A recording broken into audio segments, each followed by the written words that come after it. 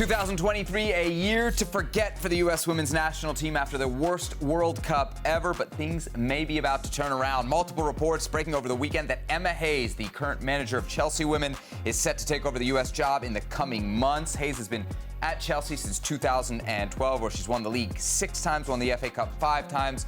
She had Chelsea in the Champions League final a couple years ago, 2021, where she was also named as FIFA's best coach in all of women's football. For more on this, we welcome into the show our good friend and colleague, Jeff Kassouf. You can find his work over at ESPN.com, Equalizer Soccer as well. Jeff, nice, quiet weekend for you, right? NWSL playoffs and some breaking news on the U.S. women's national team managerial front. How'd you spend those 48 hours?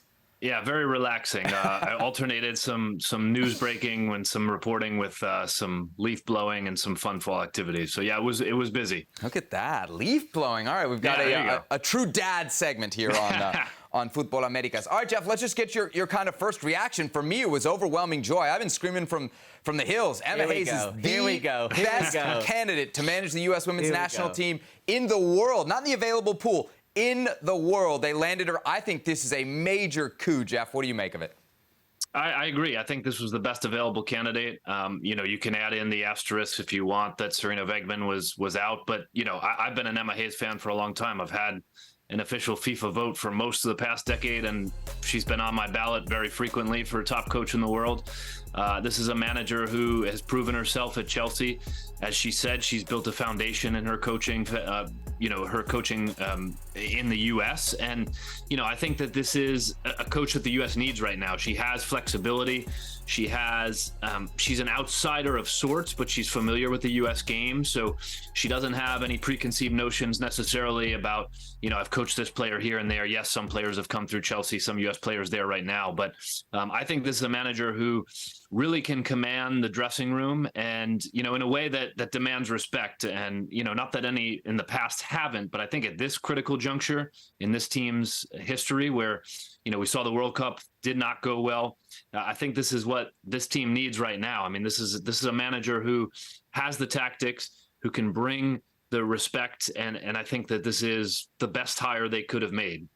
I'm glad you brought up Serena Wegman. That was my pick right there. Mm-hmm. Listen, I was reading a little bit today. The Guardian had a pretty interesting article on the hiring or potential hiring of Emma.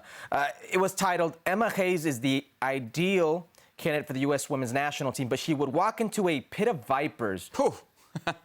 What kind of challenges are we talking about here, Jeff? Yeah, I mean, that's great headline writing for one. Look, this is, talking to people and reporting on this, I mean, look, there is a challenge here. And the fact that Emma Hayes is starting in May, there's a lot to be figured out there, right? And I think that's all still developing. Obviously, U.S. Soccer hasn't even made the official announcement yet, is coming at some point. But, is she coming to the U.S.? Is she coaching the U.S. on international breaks? Is it every break? Is it here and there? What does that look like in the interim from now until the end of May? So double duty is not ideal, nor is the fact that she might start cold in May for an Olympics that starts in July, right? So, I think that there's a lot to figure out there. But one of the big things, obviously, is a similar problem that Vlatko Nanovsky had, which is we're in a transition state for this team. You have a lot of talented young players, a lot that need to be identified, a lot that have been identified, but not necessarily or maybe properly developed. And then you still have a bit of a veteran core that needs to be figured out as well, right? So I think there are some hard decisions to make on this roster for the immediate, for the Olympics, and then obviously going toward 2027. So that, is going to be a challenge for her. But I think that, again, to what we just talked about, she hasn't been afraid to make hard decisions. She hasn't been afraid to put her hand up if she's wrong, whether that's a tactical change or a problem that she's had at Chelsea, and make some changes. So I think that this is, again, the right person for this type of challenge. Hard decisions, maybe not a lot of time to make them, though, and that's a critical thing if you take the job in May with the Olympics coming up in the summer.